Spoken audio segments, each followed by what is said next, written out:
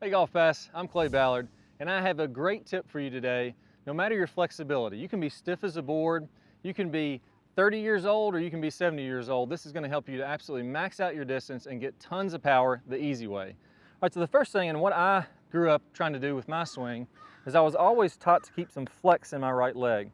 So when I go to the top of the backswing, I would keep this leg bent.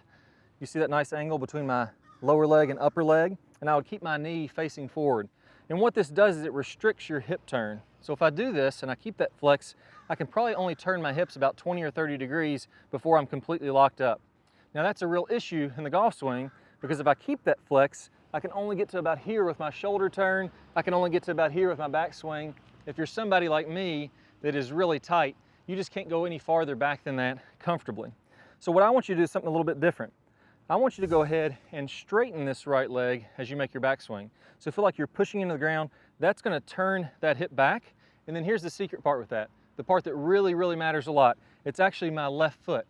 So when I make that leg straighten, I'm going to soften up that left foot a little bit. I'm going to let my left heel, if we're looking from this angle, come off the ground just a slight bit. That completely loosens up your hip turn. That allows you to get a big shoulder turn. And now I feel no tighter than I did before, but my swing is all the way back here. You can think of your shoulders as an accelerator pedal. As I get my legs to move, it gets my hips to move. As I get my hips to move, my shoulders can move, and then that allows me to have this nice free-flowing swing, just like you'd see with the big hitters on the PGA Tour. So let's try one out here with that flexed leg, and notice how my shoulders don't turn very much. So I'm gonna keep that knee flex. And yeah, I hit it okay, fairly straight. Didn't get a lot of height on it. Didn't really go all that far. That's about as good as I can do doing it that way. Now watch, when I let that leg straighten out, I can get a huge shoulder turn, and you can just hear the sound of it. It's going to be totally different on this one. If you watch the ball take off, it's going to go a lot higher and a lot faster. So now I'm going to really rotate those shoulders, let my lower body be loose. Let's give it a rip. There we go. Totally different ball flight, much farther, much faster.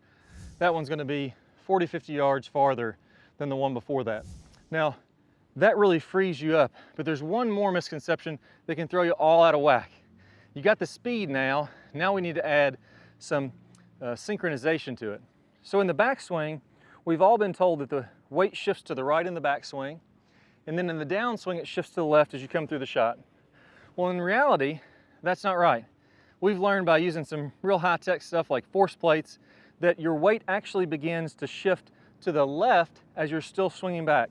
So if I want to have a lot of power, I want to load that right leg early and push it into the ground. So here's what I'm going to do, exactly like we worked on before. I'm going to start with my weight on my right side, and as I transition to that right leg very early, I want to feel like my weight is all the way on this right foot here early, and then my leg's going to straighten when that happens. From there, from about halfway back in the backswing here, I'm going to go ahead and let my weight shift to the left, and then I'm going to swing on through.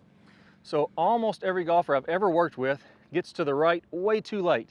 They get to this right leg way too late, and they get back to the left way too late. I want to start right away on the right, get to the left, then make my downswing. All right, let's go ahead and try one more, and I'm going to put it all together. So I'm going to make that big turn. I'm going to have that nice weight shift. And let's see if we can really rip one here.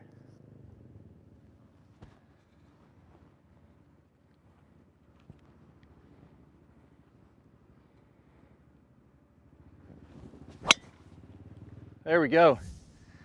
I'm not going to be able to hit one much better than that, right down the middle of the fairway. Now, make that big turn, get the good weight shift, you're going to be hitting your longest drives. Head on over to GolfPass for more great tips.